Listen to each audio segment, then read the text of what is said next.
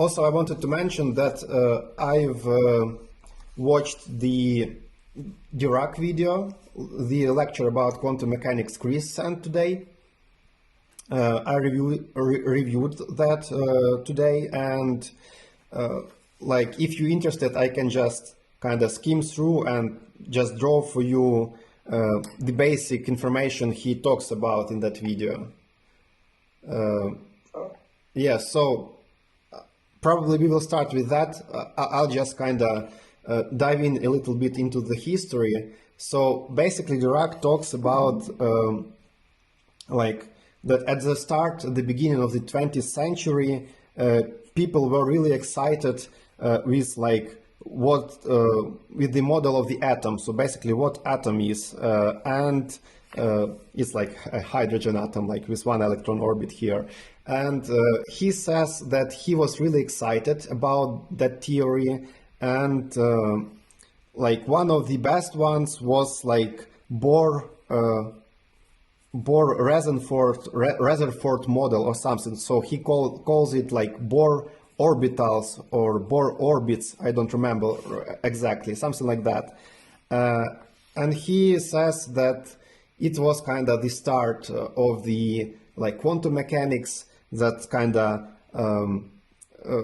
the theory of Bohr orbits was answering the question about like why electron doesn't fall on the core, on the nuclei here, and basically that theory was talking about electrons jumping like from one level, from one like energy level to another one, like jumping between the orbits or something. And Dirac was working in that area, and from that theory came the theory of Heisenberg. And Heisenberg, he was like really true physician, and he kind of didn't know math really well. So basically he came up with his like quantum mechanics. So it was like quantum mechanics written by Heisenberg, and in his theory he came to a strange like arrays of numbers. So he kind of got something which looked like that, like some matrix, like actually he called those like arrays of numbers. And as far as I remember, it was Bohr or like his advisor who told him like, you know, you are rediscovering matrix calculus, and you kind of obtaining the matrices here. So like Heisenberg theory was about matrices in the core, and Dirac was kind of inspired by Bohr orbits and also Heisenberg theory. And Heisenberg wasn't really happy with the non-commutativity of the matrices. Like we could have the situation where AB not equal B A in the matrix kingdom, and that was like really disturbing for the Heisenberg, and that's where like commutators come from. And that scene was the like main idea Dirac used in his theory.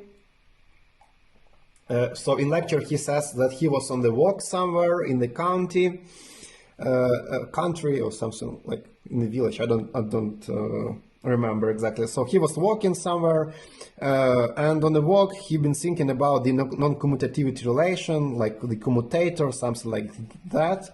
And he thought that that commutator reminds him about the Poisson brackets. So he kind of ran to the library, but it was closed. He needed to wait for one day to the Monday when it opens, because he kind of didn't remember what Poisson bracket is.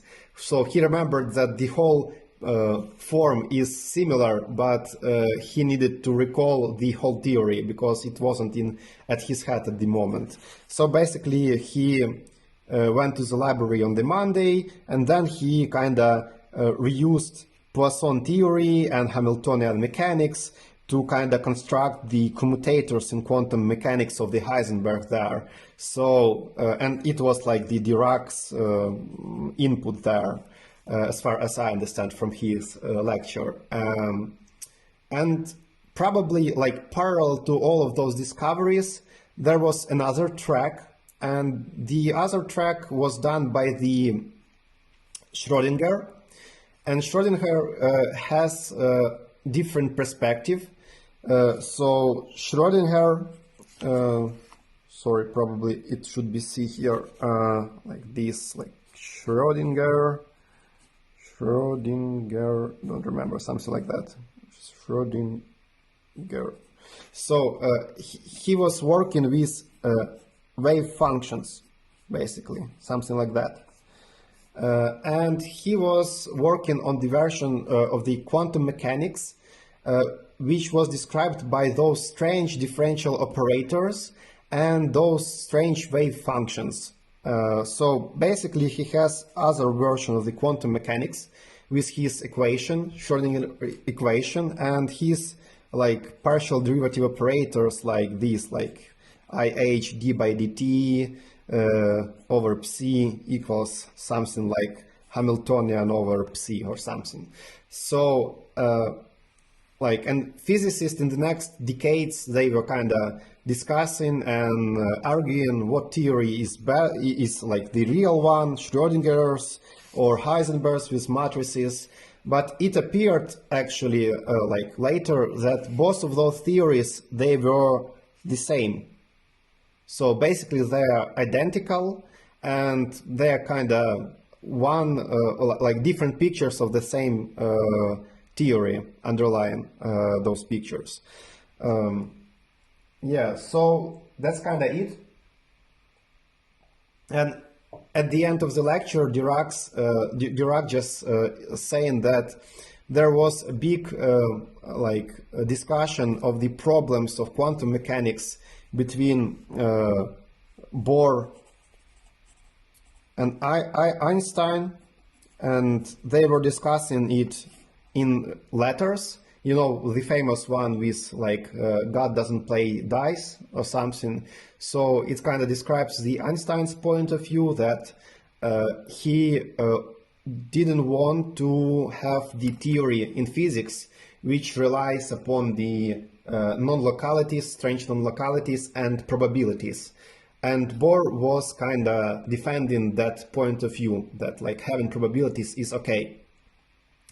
And like the next 20 or so years, they kind of showed that Bohr was like really, like Bohr points of view was really useful, and probably Bohr was right.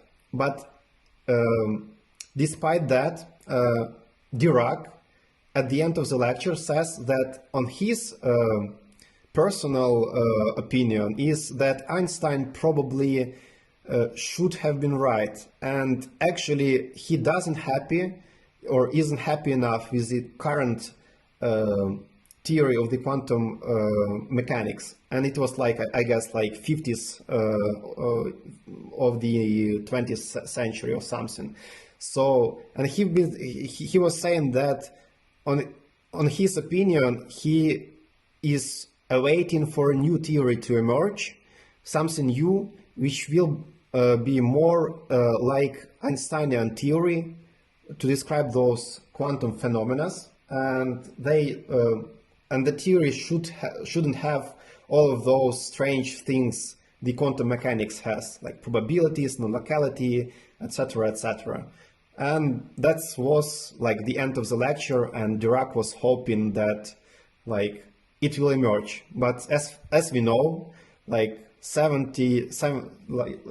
after 70 years, we still do not have that. So as far as I understand, like we still using the same old quantum mechanics Heisenberg and Schrodinger been using all that time, like long time ago.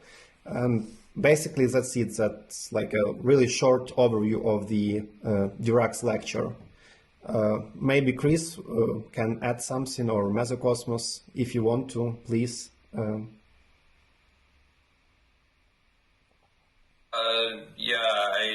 I guess the only thing I'll add is I tried to look into like Heisenberg, how he came up with his little matrix relations, and it's kind of incomprehensible to me on what he was trying to do. So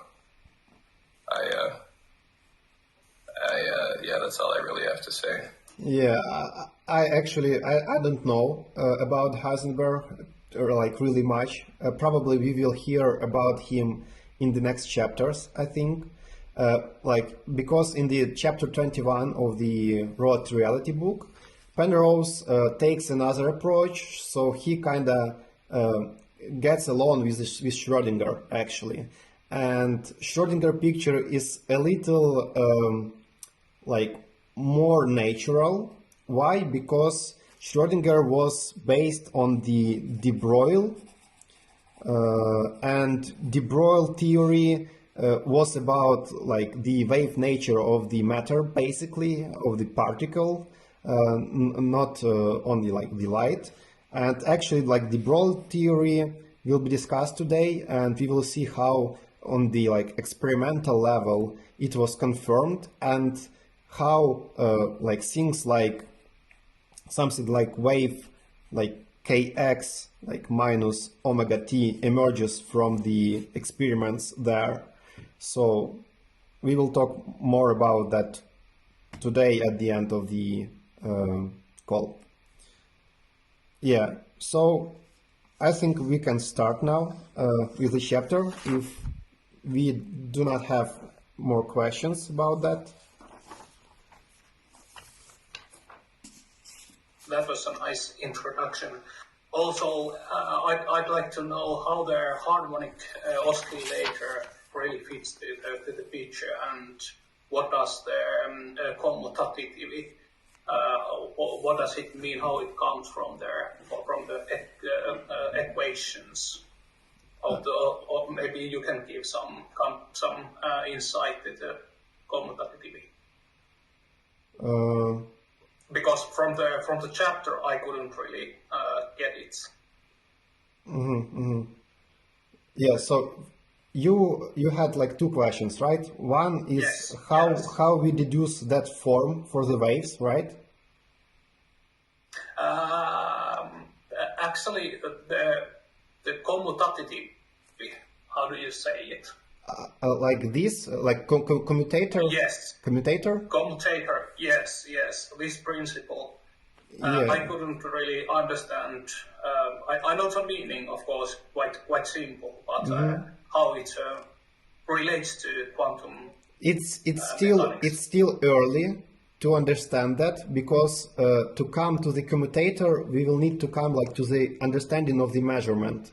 So when we will see more about observables, and we will talk more about like how different observables could be measured, we will talk about what this anti-commutative property means, and that will kind of give us the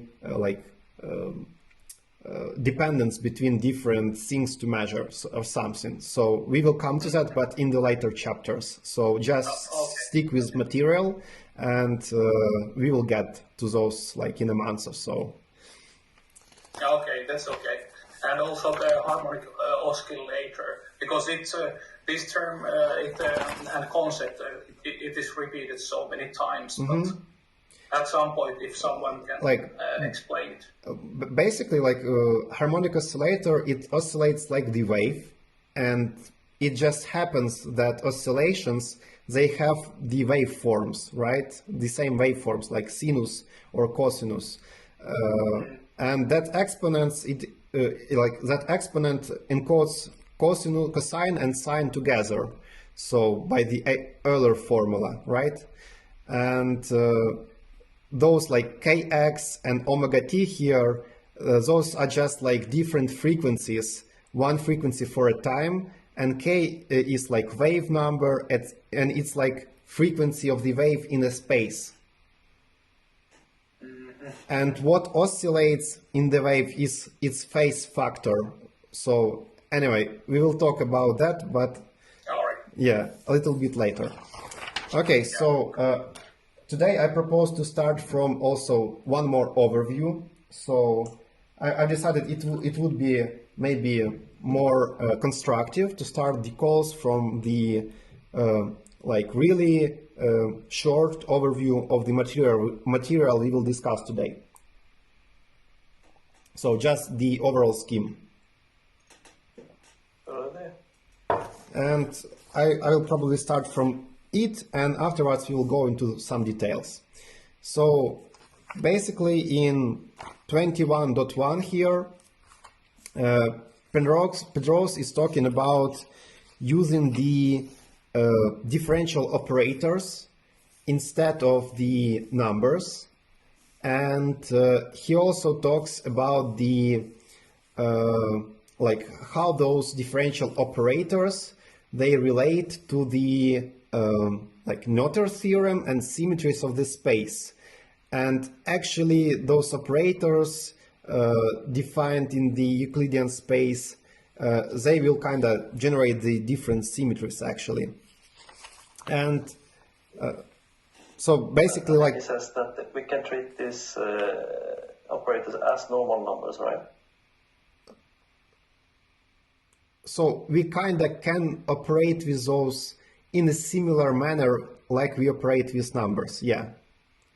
In a similar, but anyway, we shouldn't forget that those are differential operators. So basically like the first step Penrose takes is kind of changing numbers like n to some kind of the differential operator like d by dx or something. So it's like the first step in his story. And the next one, he kind of talks, yeah,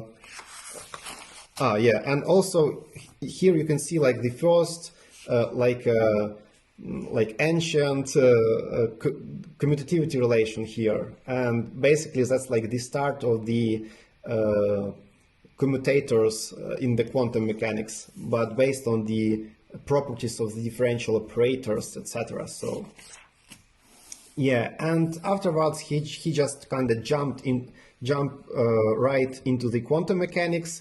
He goes into the like momentum should be equal to the differential operator, and he comes with the quantum Hamiltonian. So he discusses the quantization procedure.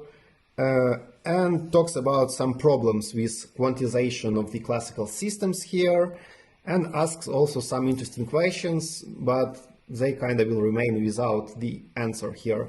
So, like the basic next step is to talk about the quantization. So basically, he says that from replacing numbers with the differential operations, we will be able to quantize our classical system and obtain quantum mechanical system.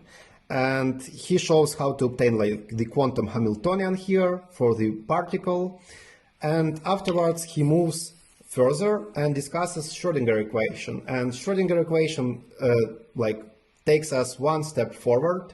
It introduces like some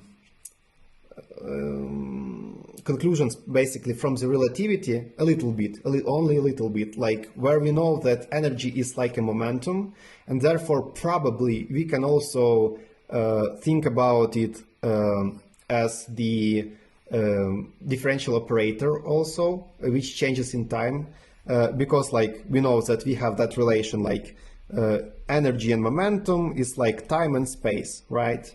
And therefore we kind of could, if we have for momentum d by dx, then by analogy we could have for the energy d by dt. So maybe inner energy equals d by dt, and that's kind of lead us to the next question or the next step Penrose takes.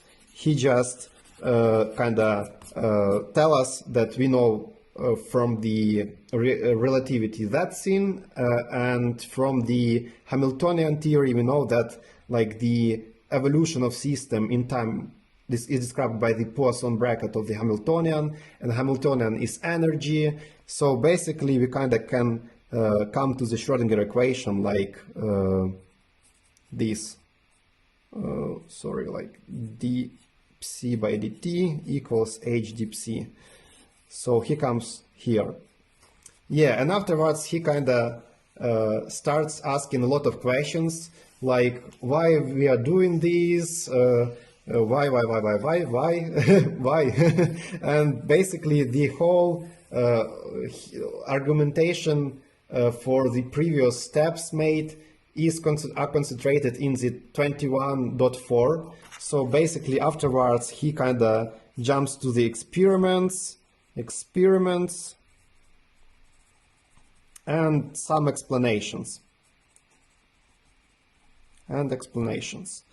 And yeah, and after that, so basically he will discuss the like wave particle duality there, and after having like he finishes with it, he comes to the like more formal approach where he introduces the wave functions, Eigen States, and etc. etc. etc. So basically comes with like a small mathematical formulation for the results of the experiments from the previous subsection. So basically here he comes like with some basically tools, so some tools for QM. And that's like the whole basic overview of the material for today's call. So we will talk about the number replacement with the differential operators, quantization of the classical systems, Schrodinger equation, afterwards experiments, and a little bit of the like mathematical toolkit for doing quantum mechanics. So let's start.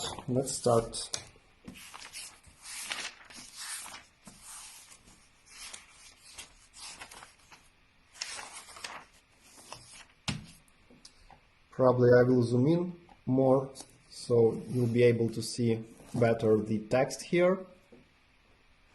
Meanwhile, any questions, comments?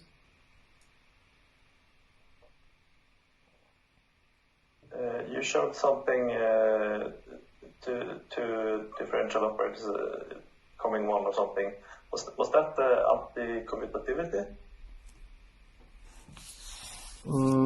It was one of the very small formulas you showed earlier there. It was on the paper here somewhere, or? It was in the book.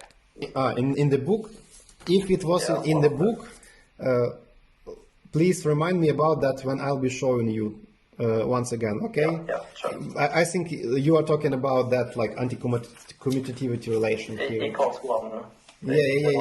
Yeah, we will talk about that. It's pretty easy. Yeah. So let's start. Need more focus. One moment. Zoom. On. Okay.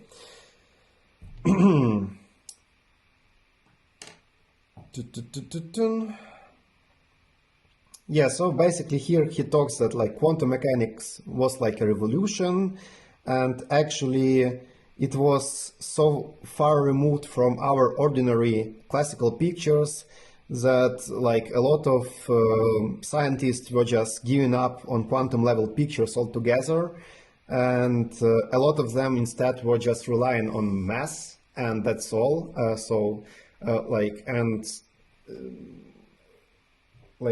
And nowadays I think a lot of physicists didn't want to talk about the reality of quantum mechanics because those matters are pretty hard to crack actually. And so like to start with quantum mechanics, we need to know what we have learned in the chapter 20, like Lagrangians and Hamiltonians, and now we need to change something there. And actually the change is based on the differential operators, and we just need to use those as numbers. And the first guy who came with that idea, with similar one, was Oliver Heavyside, and Heavyside idea was used in the realm of the differential equations. So basically for the ordinary differential equations like that one, like find the function y for which the equation which I point out happens. So basically if you have like y plus second derivative of y by x equals x to the fifth power here, to find the y, we can have different procedures. We can try to brute force the solution, etc. But Heavyside came with really interesting procedure.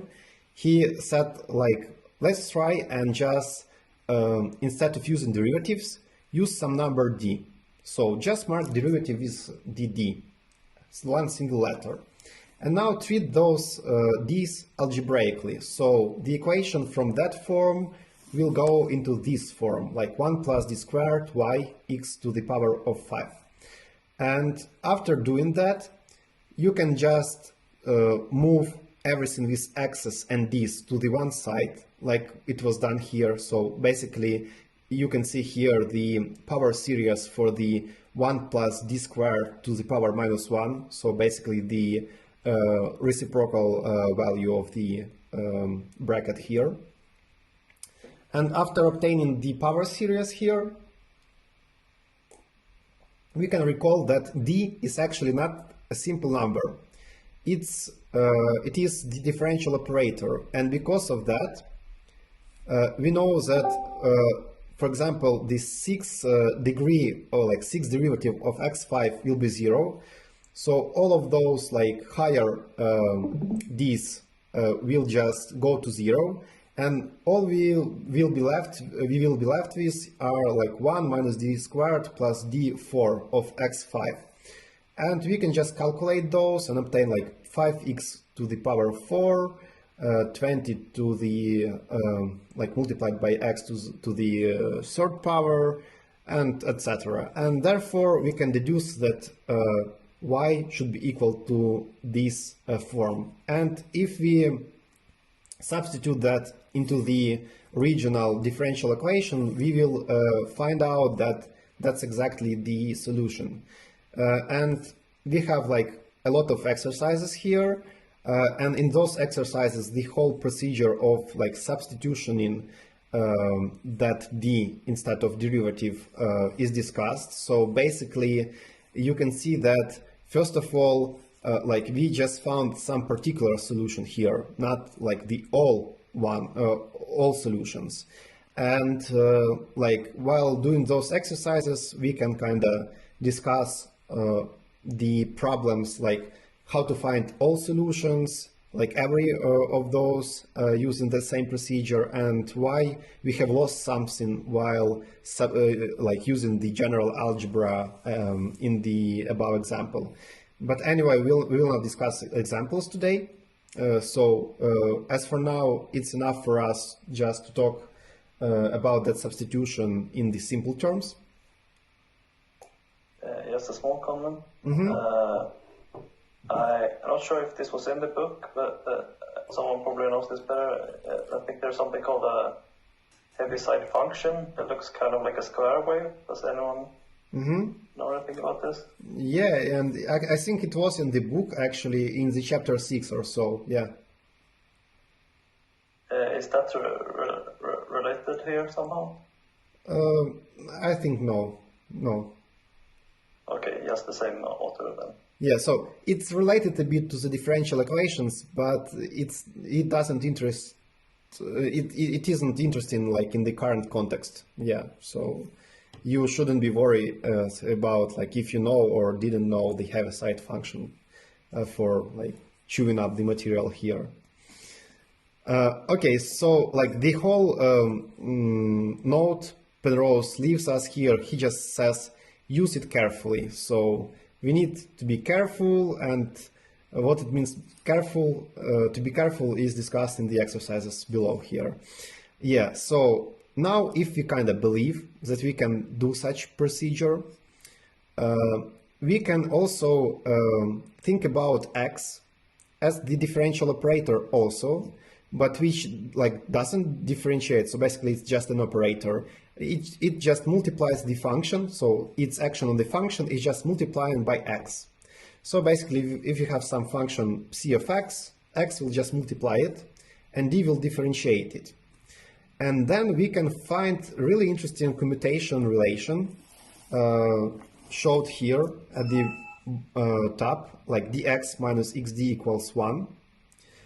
And that's like the exact thing coming from the chain rule or Leibniz law here, where we know that like the differential of the product of two functions like x and psi of x will be equal to the taken derivative of x and multiplied by psi plus x multiplied by the derivative of psi. So we kind of just moved the second component to the left here, and we obtained the exact differential equation, or like this equation at the top, because like derivative of x equals to 1, and if we will remove the function, we will have dx minus xd equals 1. So that's simply it. It's just the relation between x and d as the functional operators. Okay. So this is not anti-commutativity then? That's like it is just the like commutator between x and d, and it equals 1. So sorry. Okay, so I think anti-commutativity will be talked later in the chapter. Yeah. So anti-commutativity is when it's a situation when you have like AB equals minus BA, right? Or something, something like that. I don't remember, or yeah, I think that's it. It's like, because commutativity is like with plus here, right? So I think anti means like with minus. But anyway, like we have something similar to this, like with Poisson brackets, right?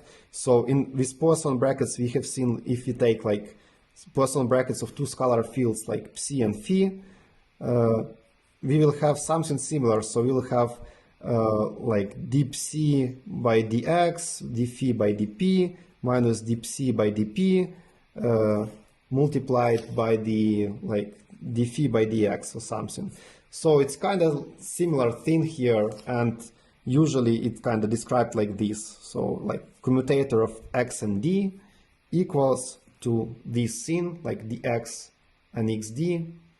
Maybe in other form, like maybe it's commutator of dx, but it's kind of doesn't matter for the current material too much, actually. So we will talk more about commutators when we'll come to the measurement problems in the later chapters. So just hold on. Yeah, and now we can extend our alphabet, containing currently only one-dimensional case, and x and d operators to the n dimensions. And in n dimensions, we will have similar commutator relation or commutation relations between x and d's, but now like different d and x will commute.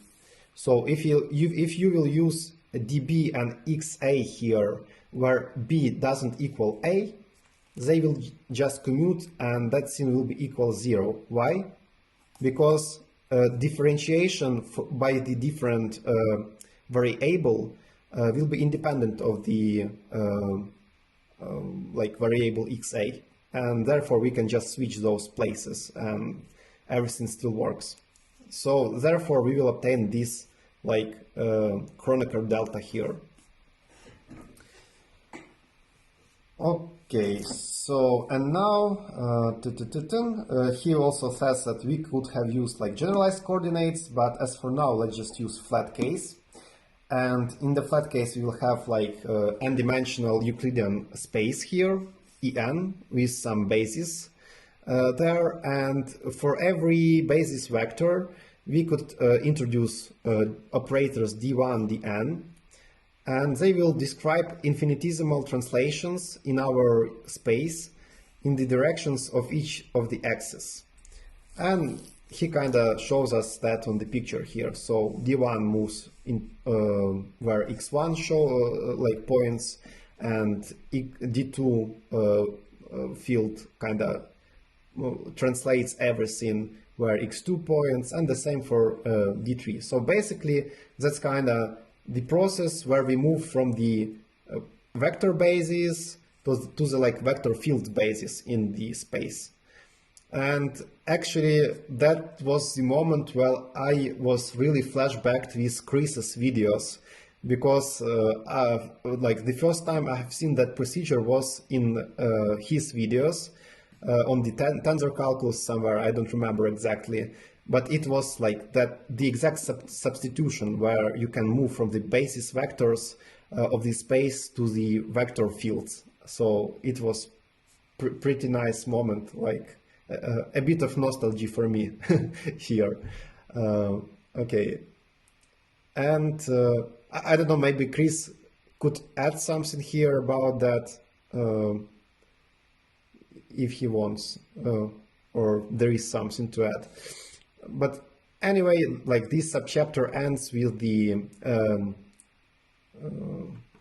Noether theorem mentioned, that we know that those things, they kind of describe the symmetries of our space, and each of such symmetries will give us the momentum conservation in that direction. Yeah, and quantum mechanics does something that looks quite a bit like this, but it's not nearly so mathematically comprehensible, and in fact it seems like completely crazy from the mathematic viewpoint. And in quantum mechanics, not only is there a conserved momentum associated with any such symmetry, but the momentum itself is actually identified with the differential operator that generates that particular symmetry. And it seems to me like really important and pretty, how to say,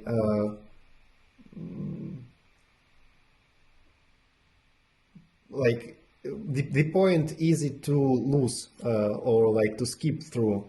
So it seems really interesting to me that the same like vector field symmetries we have had in the space and Noether theorem, and they implied the conservation laws. The same things will be used in quantum mechanics and will be identified with the like the things conserved, like momentum in that case. Yeah. So that's it for the first subchapter. Any questions?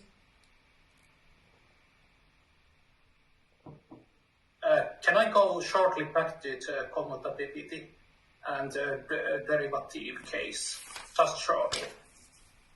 Is it a right claim that the commutativity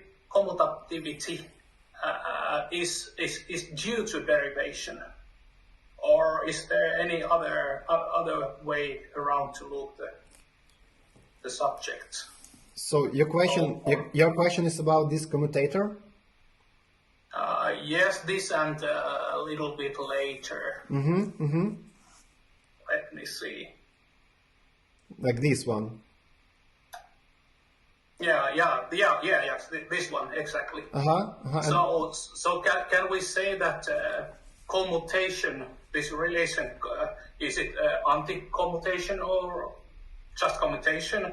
It is due to derivation process. It's actually neither. It's neither. Like in the case where B, like if B not equals A in that case, so we have different, like you will have like something like dA xB and minus, xB dA. Then you will have 0. So in that case you have commutativity. Yes. And in the case of A equals B, you will have the same thing, but instead you will have 1 here. So you will not you will not have neither commutativity, neither anti-commutativity. You will just have non-zero commutator. So it's non-zero commutator, like commutator. Yeah, so basically it just means that commutator of dA xB equals 1 if A equals B. So basically, like, we can just write it like this, the same indices here. So is it possible to explain this by any other mathematical means but derivatives? That's the question. Or is it only due to derivation? Yeah, I don't know. Like, I don't know. Maybe there could be like some other representations without derivatives, using some other structures, some other objects. But I don't know any of these. And like in So this, this is a standard, like, well, yeah. So in this particular case, we just using properties of derivatives and just regular Euclidean spaces, and that's it. I think that you also just can't get rid of the idea of a differential operator when you're talking about commutators, because they sort of recall our discussion about like the structure of Lie algebras. The commutator is like a derivative. So if you have like the commutator between C and phi, then what we're doing is we're taking a derivative of phi with respect to C in the Lie group. Yeah, so Joe is talking about the like Lie algebra of the vector fields on the Lie group manifold, and it was like somewhere in chapter 14 or somewhere, it seems chapter 14. Yeah, so it was like here. And he's talking about that moment, and there we have had like the discussion of the commutator as the new vector field. So like any vector field is like kinda the differential operator, and we can see that the commutator of the two vector fields is a new differential operator. So, and that's what it means, that commutator is like the differential or something. And actually that scene is kind of the same scene we have in the Lie algebra. And therefore the commutator and the Poisson bracket, it shows us that we have some kind of Lie algebra structure or similar on our manifolds or like structures. yeah, this is quite exciting, interesting relation, actually.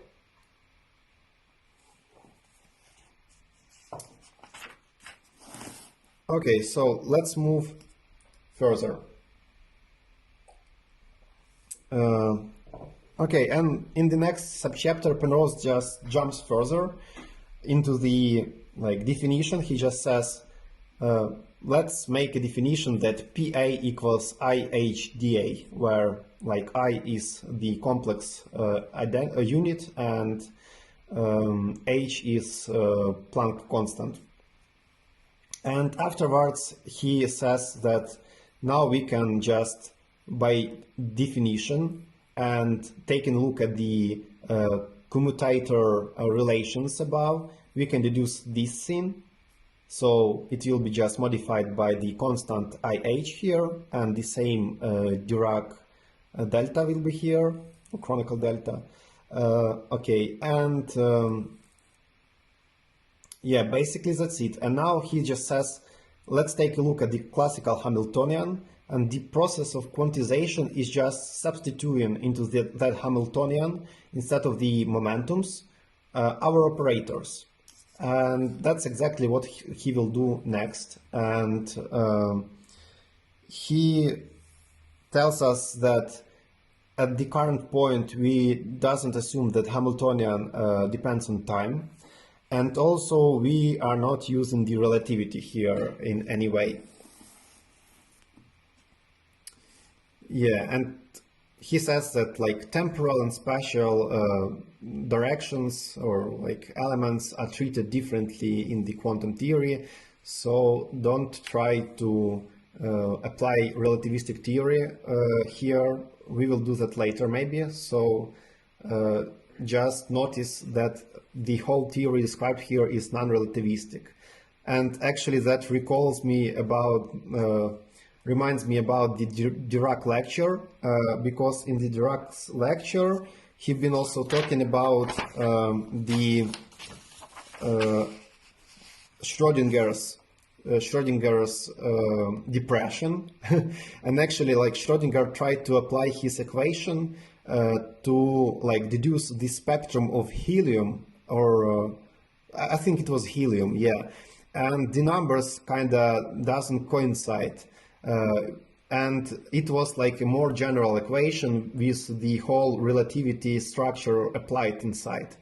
And Schrodinger, he has kind of depression over like months or so. He was really disappointed that his theory wasn't applicable to the practice. But after a month or so, he decided to publish the part which was non-relativistic one and contained something like that. And therefore, it's the scene which is like more famous and familiar to everyone nowadays. Yeah, and now we can have like the classical Hamiltonian. We just replace P's with the differential operators, and we will obtain something which looks like that, where that del or delta 2 is just the sum of the second derivatives, which is called Laplacian. And you are reminded here that we have seen that in the chapter 10, when we were talking about Cauchy, forgot the second name, like Cauchy-Riemann, yeah? Cauchy-Riemann equations, probably, for the complex, like holomorphic functions. And actually, holomorphic functions, they have that Laplacian equals to 0, as far as I remember.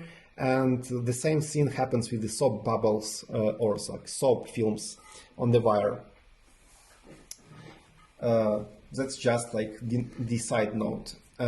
Yeah, and afterwards he just talks about some problems, basically that because of the like different commutativity things, we can have like different ways to rewrite classical Hamiltonian into quantum Hamiltonian, and like for some like mixed expressions like px or xp, like we can rewrite like px as px or xp in quantum Hamiltonian, or maybe as 1/2 of both of those, and that's called like factor ordering problem. And in many practical circumstances, we kind of know what we need to write. Yeah, but anyway, sometimes we need to think more, and we need to make some kind of like choice there. Okay. And afterwards, he just talks about like general coordinates, like is this theory could be applied in the case we will have like qi instead of our xi's, and he says that actually the answer is no, and if we expecting that the classical conjugate momentum pa of each qa is to be quantized simply as this differential operator, and this issue is very delicate one, and that will take us into the realm what is called like geometric quantization. And that it has particular importance in relation to general relativity, but we will not talk about that as for now, so we will return to that matter only in chapter 30. And there are, however, many standard situations in which we can get away with coordinates that are more general than just flat ones, so long as we are appropriately careful. In particular, angular coordinates are useful ones, and the conjugate momenta are then angular momenta. So we will return to those in the chapter 22. Yeah, so that's it for the second subchapter. Any questions? I would have a small one. Just a note, maybe you can comment, because I don't know if it's a little bit too simplified conception of the quantization, that I have always thought that quantization is kind of making some object or form to as small as possible chunks. So that's the basic explanation for quanta. So is it too simple to think it that way? Is there something more related to quantization? Like the original, as far as I recall, the original quanta word is coming from Planck probably, and his study of the black body radiation. So basically, he was like describing the theory of black bodies in terms of the like energy absorption with the quants of energy, like in some nice small chunks. And actually, Einstein's like photo effect work was also concentrated on those quantas, like small chunks of energy. And yeah, so it's kind of true. Photoelectric effect. What? You mean Einstein's photoelectric effect? Yeah, photoelectric effect. Yeah. His work on that. Yeah. And so basically, like in some context, like that could mean like go into some small chunks, nicely discrete divisible chunks of things. In this case, like how those chunks are connected with that substitution, it's kind of hard to answer, because I think chunks are the things which will kind of manifest after the measurement or after the interaction happens, you know, and those things are more concerned with the waves, so they are more connected with the wave nature of the reality. So that equation, that Hamiltonian, is more concerned with acting on some wave function here. And in this case, in this context, quantization is more like moving from something fixed here, localized, to the non-localized wave function description of the particle or something. So instead of having just nice positions and nice momentas, you will have a wave function describing the system, and you will have like probability distributions for the momentum and positions. So in this case, I think it's more about waves, not like small chunks.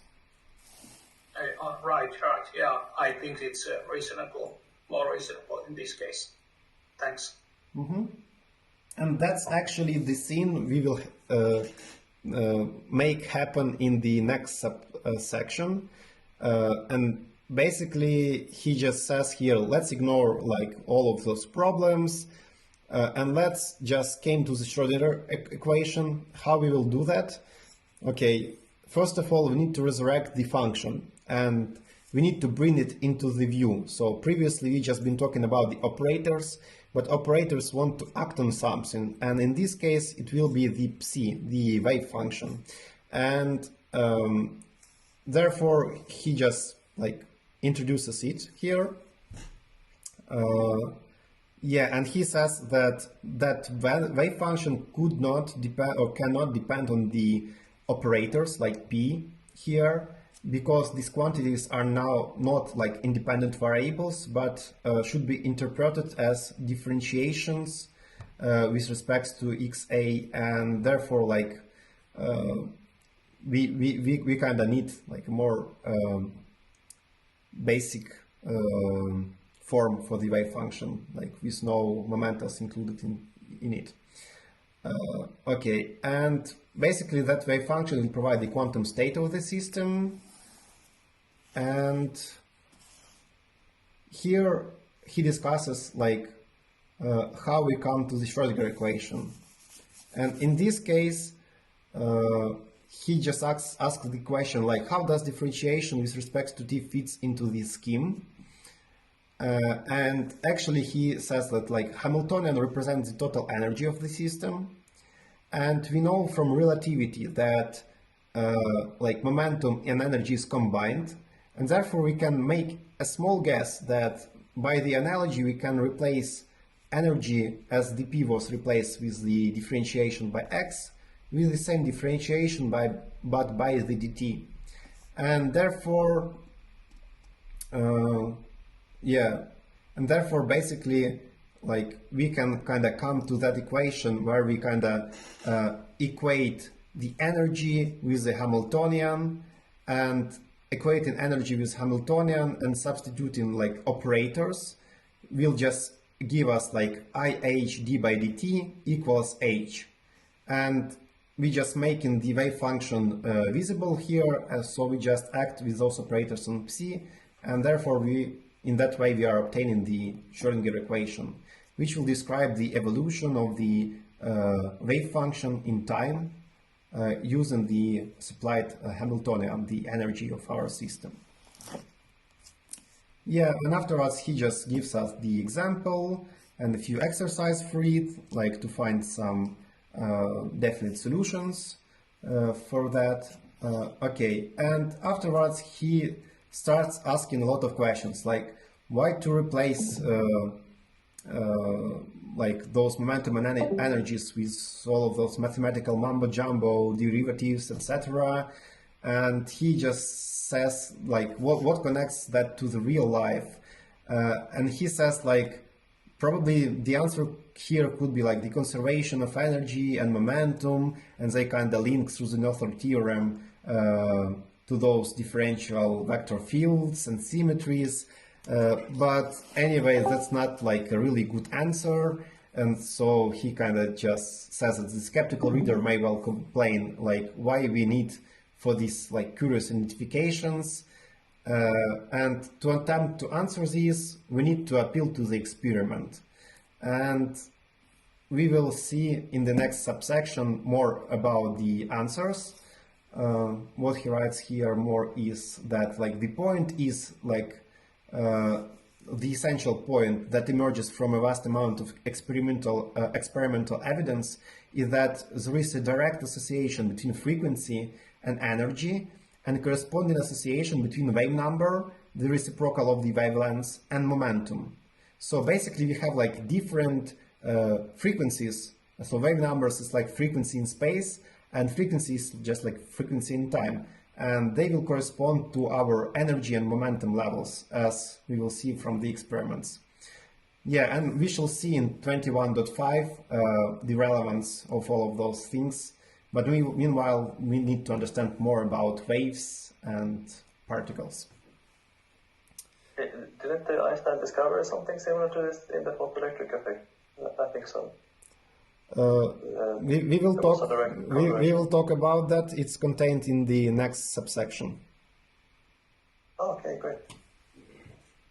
Okay, I think that I would ask you like for a 5-minute break, and afterwards, like in 5 minutes, I'll be back and we will discuss the rest of the subchapters. Okay? Yes, so I'm back. Probably we can start. So the history subchapter from Roger Penrose, it is here. And actually he kind of have like a bit different perspective on everything here. I mean like this sequentially, you know. So I don't like the sequence of the experiments here because it's not like in the chronological order, but maybe there is some reason for Penrose to edit it exactly in this way. So basically here he starts with the experiment done on crystals by Davison and Germer, where they was shooting electrons having different like initial 3 momentums and fired at the crystal of the nickel or something, and then those electrons were were deflected or reflected from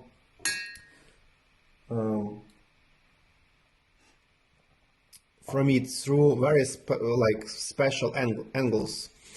Okay, and those angles were found to depend specifically on the incoming and outgoing 3 momenta in relation to the periodicity of the crystalline lattice. And like the implication of the experimental results is that there is a precise relationship of inverse proportionality between the electrons, 3 momenta, and distance of periodic displacement. The same holds for the other types of particles.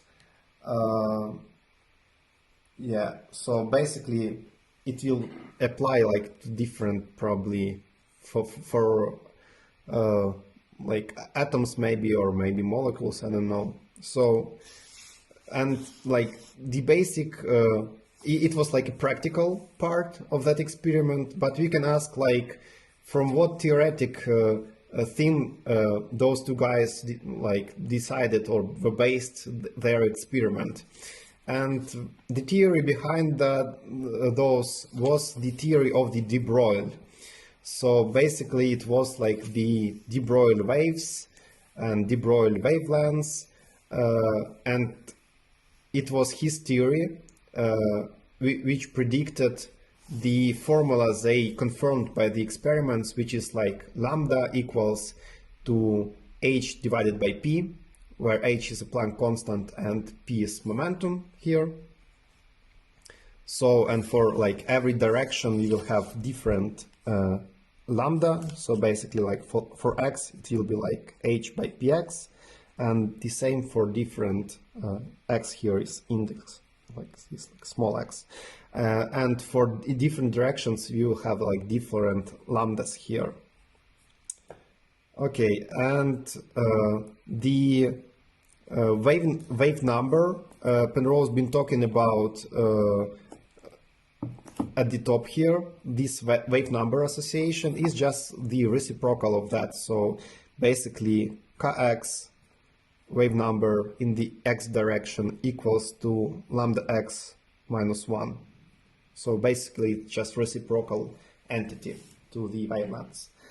And that wavelength is actually connected with the, or like was detected by the using of like that crystal lattice here, which had like specific distance between the atoms inside. Yeah, so somehow they kind of set up that clever experiment, confirmed de Broglie formula. But what was the theory by the de Broglie? So, like, what was the main idea behind that? And the main idea behind the de Broglie theory was that, like, previously he knew that like there was like works by Planck and also works on photoelectric effect by the Einstein, but those were applied only to the electromagnetic waves, like basically to the light. And de Broglie was the first one who decided to apply their results not only to light but to the simple particles, basically particles or molecules, etc. And that was kind of his idea, and his theory was based on like generalizing the results from light to the particles also. Yeah, so in his case he's been using a lot like the Planck formula, energy equals h nu. And actually at the top here I have the derivation, like how de Broglie derived his equation for the wavelengths is actually he taken the Einstein formula for energy, like mc squared, and instead of having c here he replaced it with the velocity of particle v, and afterwards he used the Planck's formula for the energy of the like photon here. So he applied both of those, and after applying both of those he also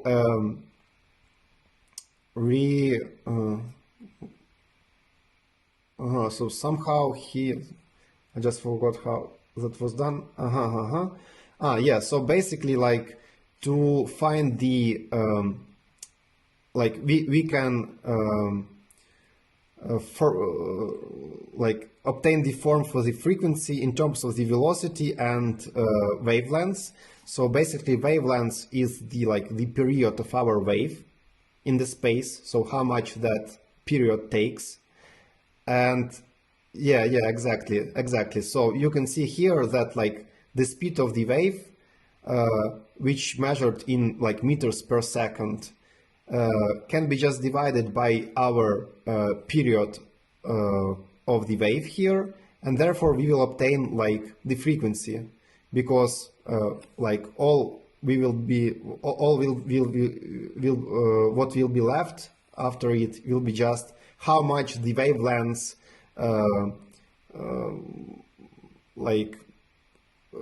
how much of those wavelengths are inside our velocity, basically, like in 1 second. So in 1 second we can have like 3 full periods, and that means like 3 hertz frequency here.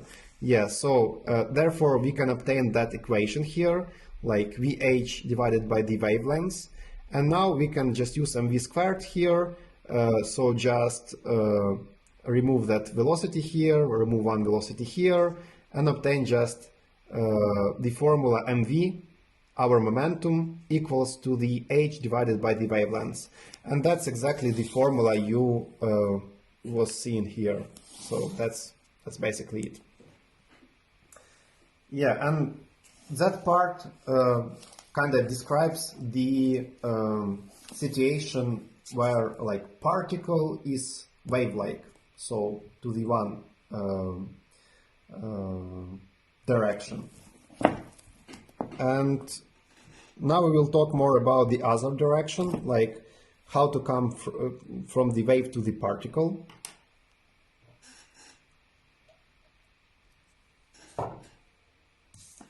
But meanwhile, I will write or like draw a small scheme,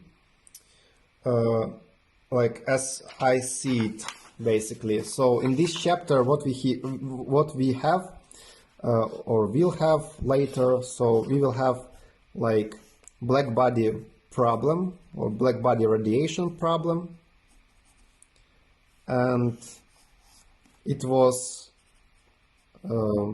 like researched by different guys, but sorry for my bad writing here, but like Planck was working on that like at the beginning of the 19th century, and afterwards Einstein was working on the photoelectric effect. So it was like photoelectric effect here by Einstein, and it was like 1905 or so.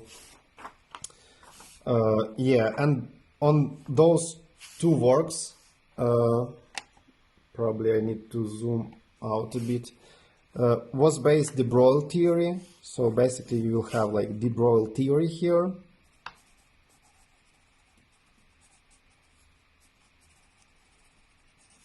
And it's like 20s or so. And that's kind of where everything kind of clicked into place. So afterwards we had like a lot of different experiments like Davison-Germer and also Compton, etc. But basically from like a bunch of that theoretical stuff and plus experiments, plus some experiments, we kind of come to conclusion that we can assign a wave nature to like everything in this world, like particles, molecules, etc. So every particle has a wave nature, and every wave kind of have a particle nature, and that's kind of it. So that's like a quick summary.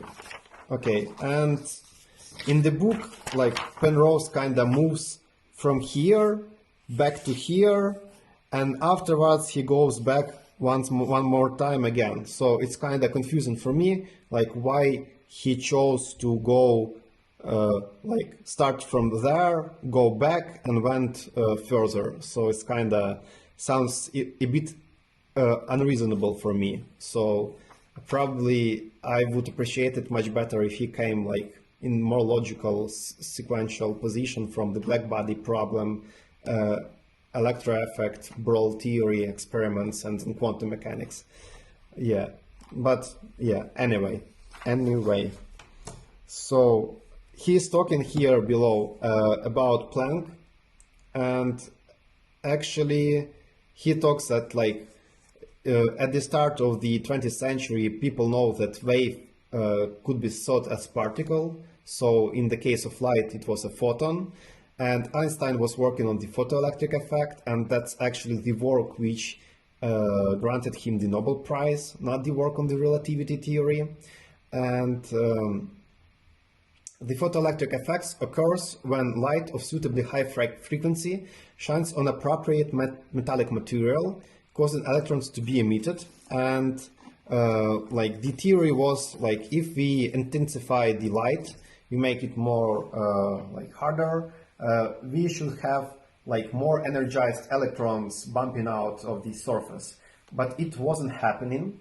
And what was happening is that it was just more electrons, but with the same energy.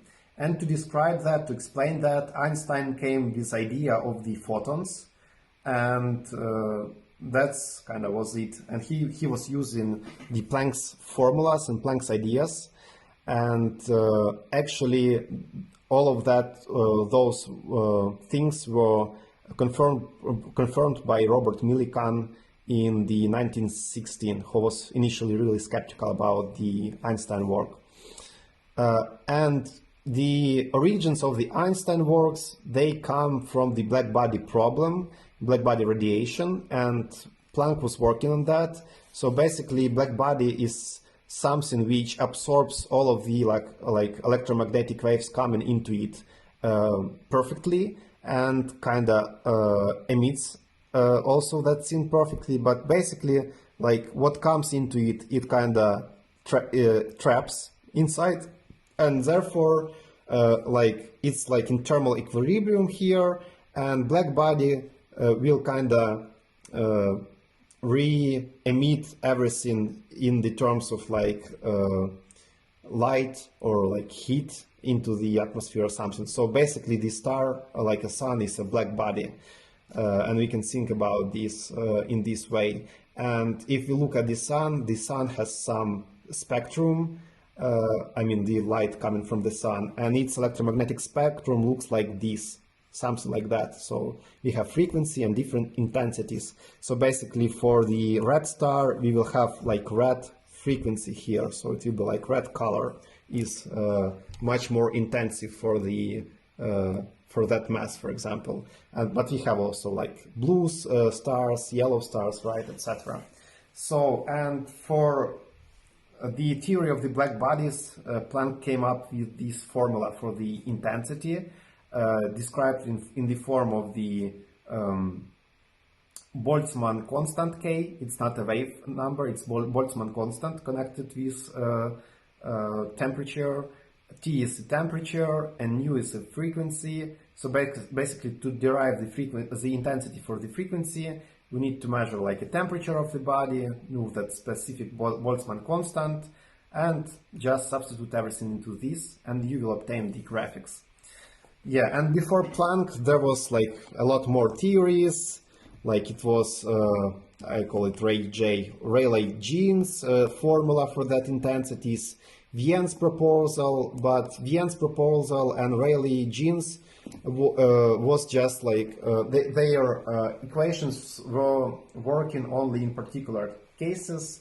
Like one was working only in small frequencies, so only here, and the second one was working nicely for the high frequencies, but wasn't working like really well for those half of things. So you can see both graphics of those depicted here.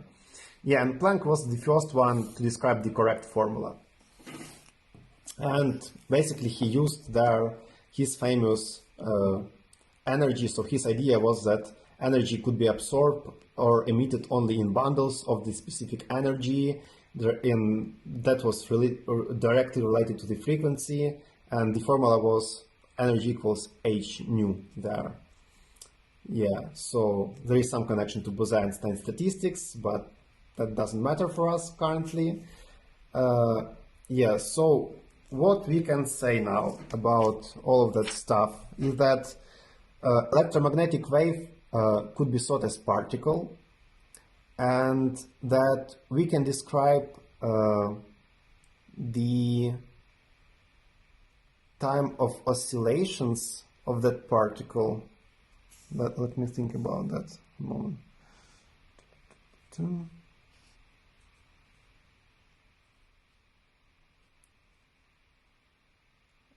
Yeah, so like the time period, or like the period of oscillation, is just the inverse reciprocal of the frequency, and that therefore we kind of can say that that should be equal to the 2ph divided by E. So just Planck constant divided by the energy of our particle. And we have seen the similar formula, but in terms of the space. So where energy is replaced with the momenta and frequency, or sorry, not frequency, but that period replaced by the wavelengths. So we see the parallel or like similar processes happening in those two formulas here. Yeah, and nowadays we understand the Planck relation to refer not just to oscillation of electromagnetic field, but to actual particles.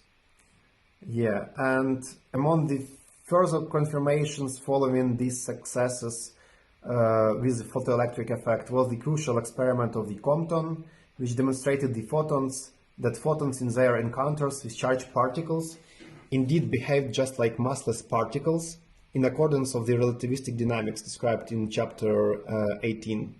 And accordingly, the energy and momentum are both reciprocally related to a period, the period being always scaled in terms of 2ph. So basically those two formulas here.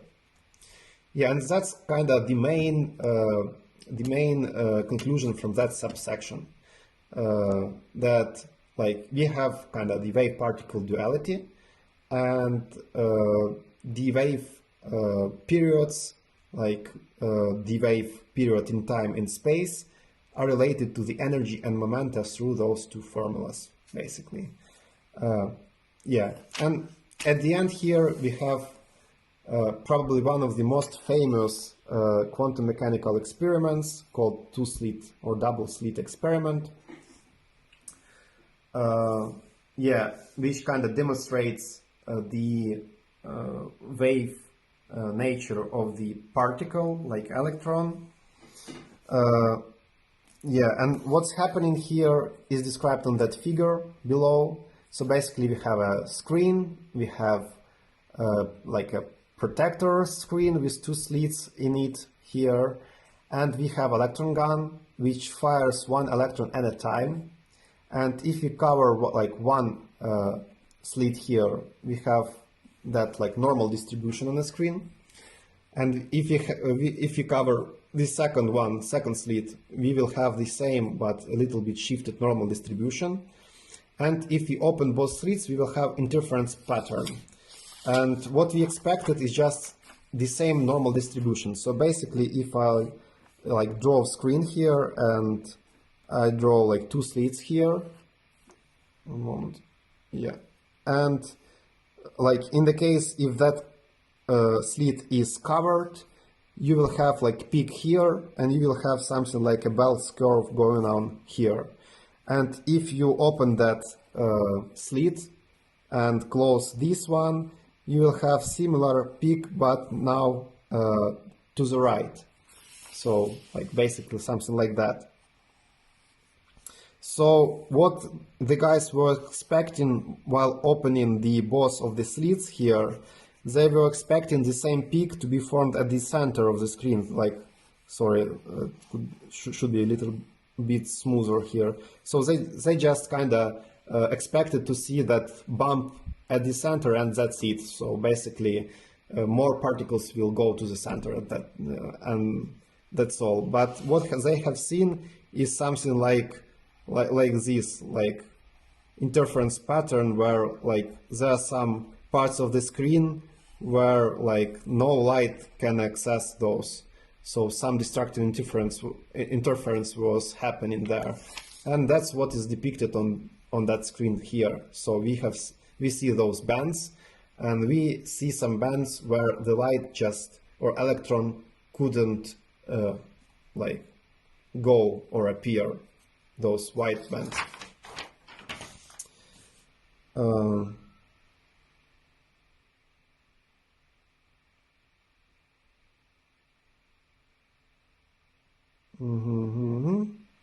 Yeah, so basically he just says here that this experiment shows us that electron could like act like a wave and kind of go through the both slits here at the same time and kind of interfere with itself, and therefore that's like the way we got that interference pattern on the screen. Yeah, and the spacing of the bands on the screen will tell us the wavelengths of our particle lambda, which we have seen before from the Broglie formulas. Yeah, so that's it for the 21.4. Any questions on the experiment?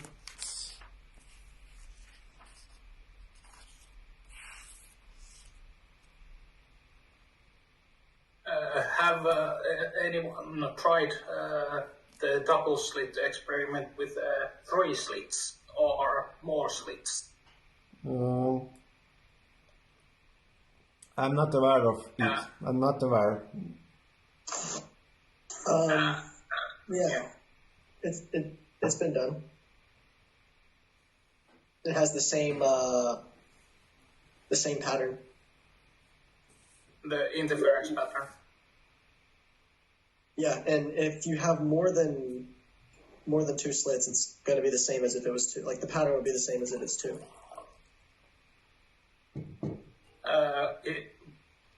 What is the? There must be some size with the slit. Is there any experiments where you make the slit bigger and wider and smaller, and what are the effects when you try it with the different sizes? Yeah, it's definitely it's less about the quantum mechanics, but just wave mechanics in general. When you come to interference and diffraction, you have like one slit, and the size, like basically what determines what happens is how the size of that opening compares to the wavelength of the wave. And then you have 2 slits and you get this different pattern, but you kind of have to, in order to really see the 2 slit, the space between the slits has to be much bigger than the width of a single slit, but they both sort of play into it. And then you can have a bunch of slits and it's going to be the same as if there's 2. So this is something that you can do just thinking about waves, thinking about light. The thing that makes the 2 slit thing happens in a diffraction grating. If you ever have had like a little thing where physics teachers love to hand them out, and then you look at a light and it makes it look like a rainbow. Yeah, I've seen those in school. Yeah. It's the same on Or even the back of a CD. You have like the back of a disc, and you bounce some light off of it. You'll see it. Actually, if you take a laser pointer and you can bounce the laser pointer off of the back of the CD, it's like a diffraction grating. So it's like doing a multiple split experiment, and you'll actually see that diffraction on the wall or wherever you reflect it onto. Yeah, and actually those rainbows pattern, they are on the puddles if you kind of have some fuel dropped on the puddle, like on the water. Right, yep.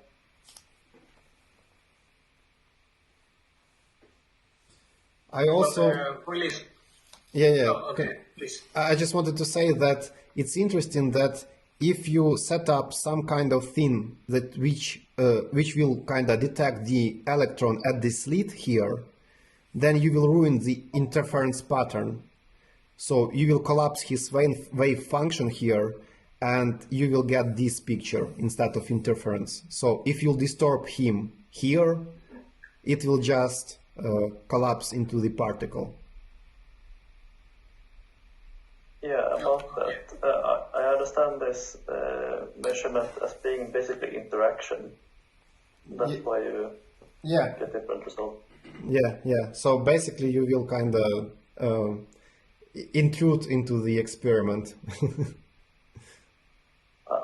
To be be fair, I have heard other explanations that say that this is not due to this, but yeah, they don't. Yeah, I think we will.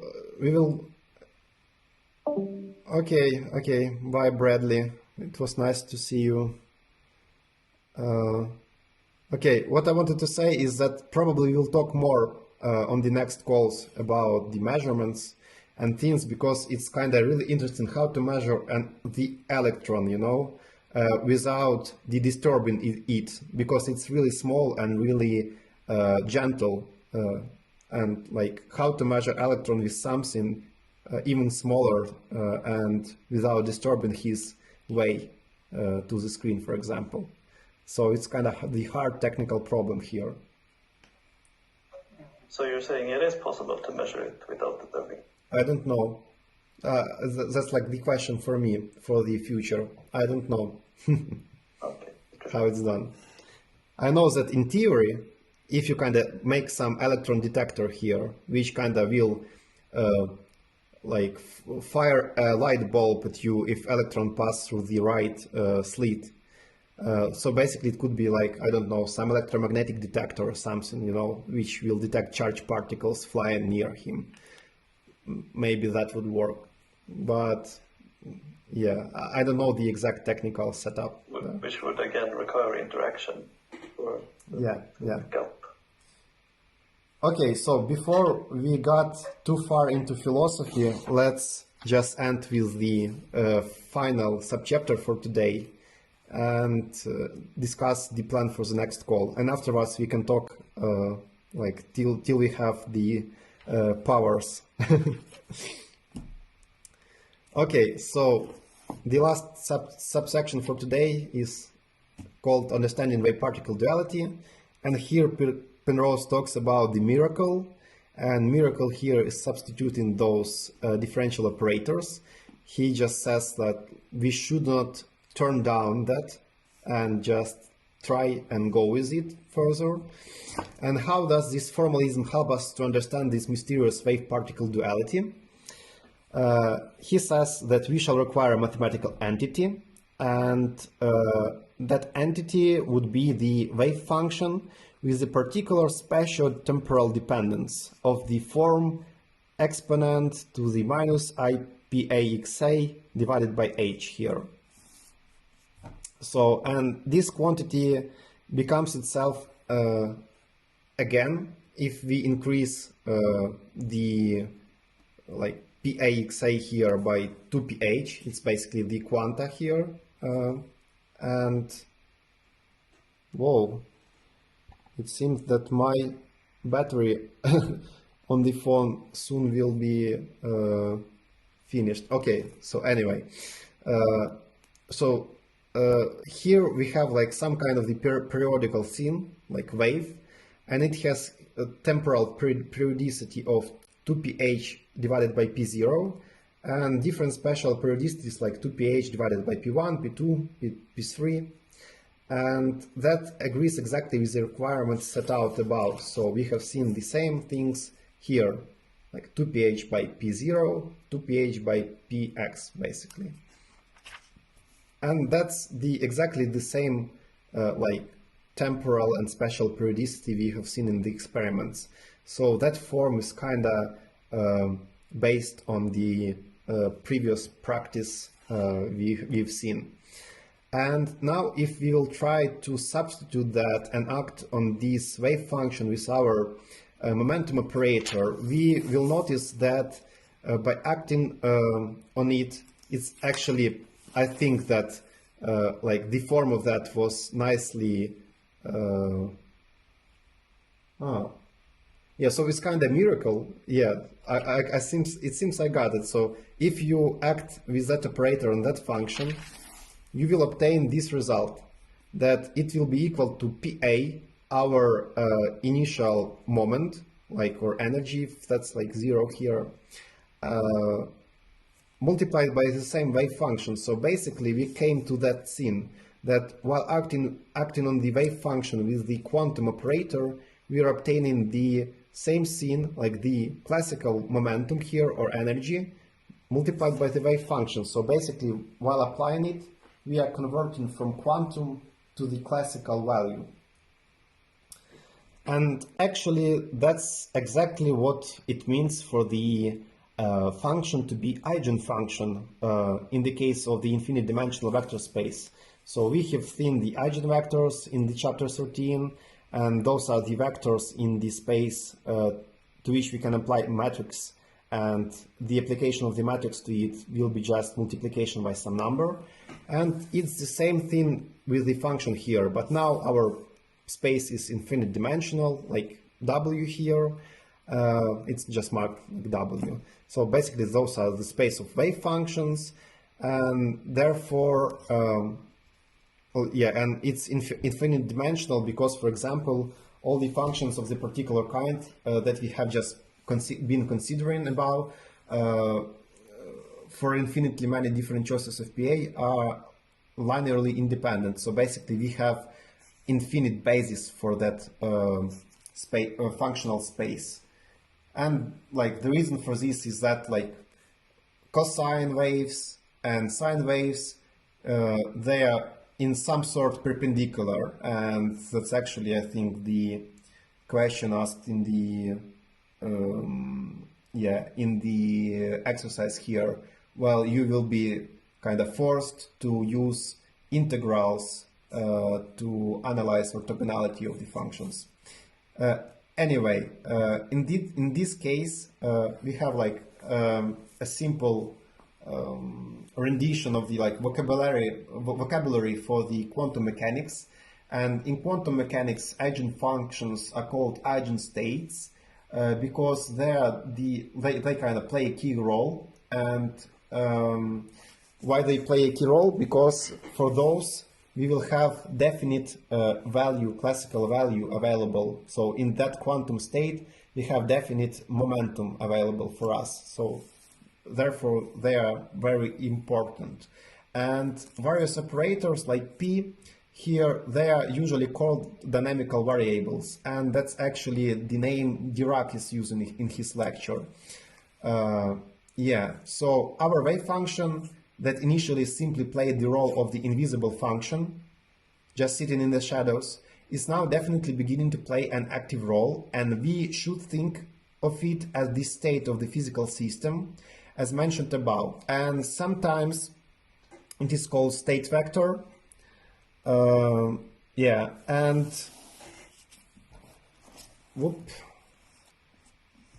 also the Eigen States, we also could have like Eigen States, and Eigen States, so Eigen States, that's exactly the name for the Eigen function. So in that case, if wave function has that form, it's the Eigen state for the momentum operator. So that's kind of the description, but wave function could be much more elaborate and more complex, and therefore provide us like different answers. We will see the overall procedure later in the later chapters, or maybe at the end of this chapter. So here Penrose one more time says to us that we shouldn't be using relativity here. He's been using it just to to have some economy on paper and to get rid of some summation and multiplication, but that equation could be rewritten in this case like two exponentials, one in energy and second one in momentum, and basically he says that so he just says like we should go back to the non-relativity and remember that we are not taking no relativity into account for the further discussion in this chapter. So basically that's it for this chapter. Any questions?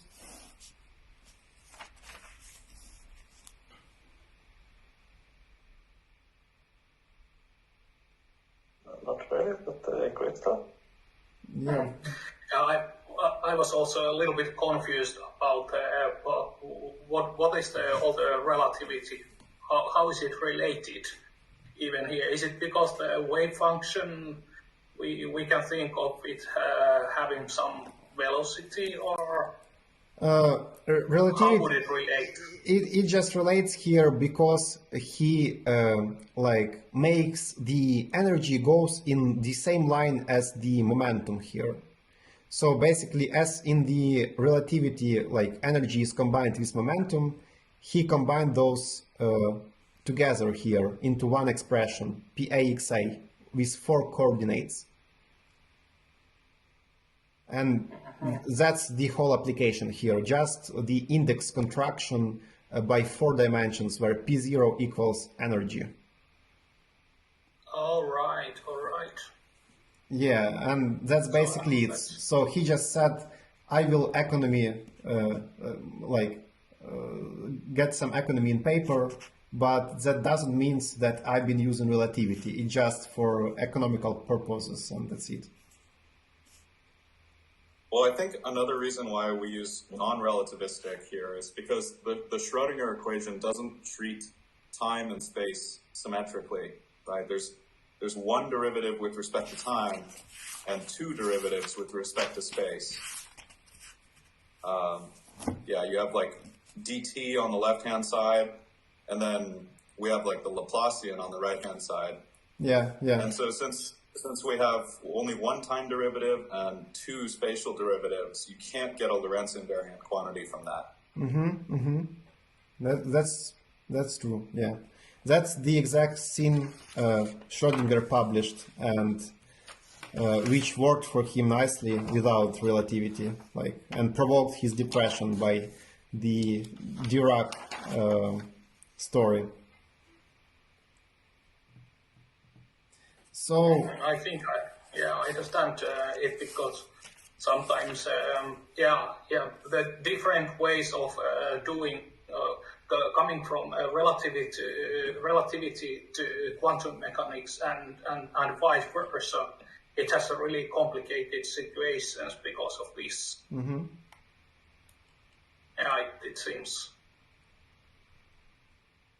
Yes, sorry about going a little bit behind in terms of the timing today, but yeah, I hope that information on the Dirac lecture and overall overview was really useful to kind of grasp everything today.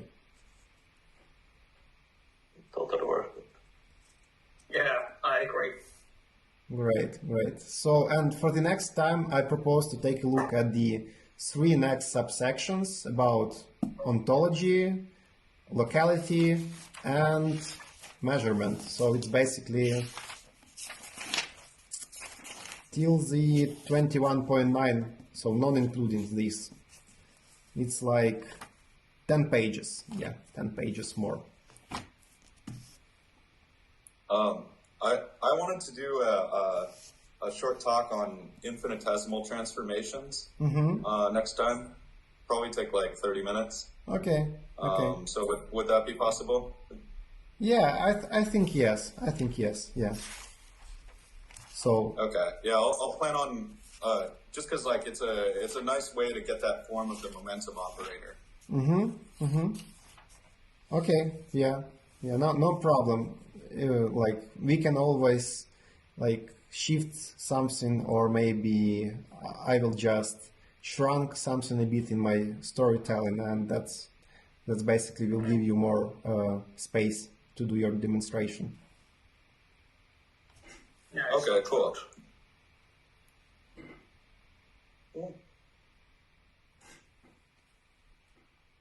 Yeah, so any comments, questions? Or maybe just you wanted to talk about something, maybe about, I don't know, weather. Well, what was the talk about Dirac notation in the chat? It was about bracket notation, but it will come later in the later chapters, so don't be bothered by it as for now. All right. It's just kind of the scalar product for the wave functions or something. Well, yeah, so, there was a distinction made in this chapter about eigenfunctions and eigenstates. And so the thing is, an eigenstate could actually be represented in, you know, something that's not necessarily like a position basis, right? Like you don't have to have it as like a function of x. What happens is, like, if you want to get a function of x to represent your quantum mechanical state, you have to project the eigenstate onto the x basis, and that's what this psi is. So, like, we'd have a ket psi, and we would project that onto the basis vectors in position space, and that would give us psi of x. Yeah, actually it could be described pretty like in pretty simple terms if you take a look at the like simple quantum system which has like only two measurable measurable results like 0 and 1, so which is called qubit in quantum algorithms. Like you have qubit, and qubit is like only two-dimensional system in which you can have like 0 or 1 here. So two basis vectors like 1 and 0. And wave functions, they are described on a circle as the linear normalized combination of those two basis vectors. And you will have something like psi here. So basically you will have like psi equals some alpha 0 plus beta 1. And it could be like described with some like cat notation here. And afterwards, when you will be like combining something like what is the probability of that psi to be in state 0, for example, you will just like project it like psi on 0, and you will obtain something like alpha there on like 0, 0, and 0, 0 is like 1. Yeah, and probably you will need to square that, as far as I remember, something like that. So, and you will have that like as a probability of psi to be in state 0, something. Right. And so this would be a space where there's only like two basis cats, but in the position basis, you could have it anywhere along the real line, right? So you would have infinitely many of these states to project onto. So a lot more complex space of the like results there.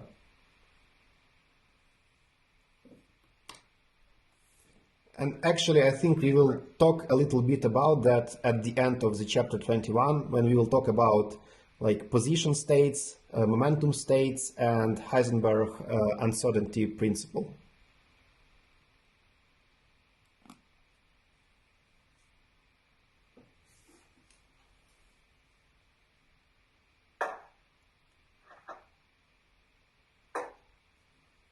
Okay, so I will end the recording for now, because it seems that my telephone will shut down soon.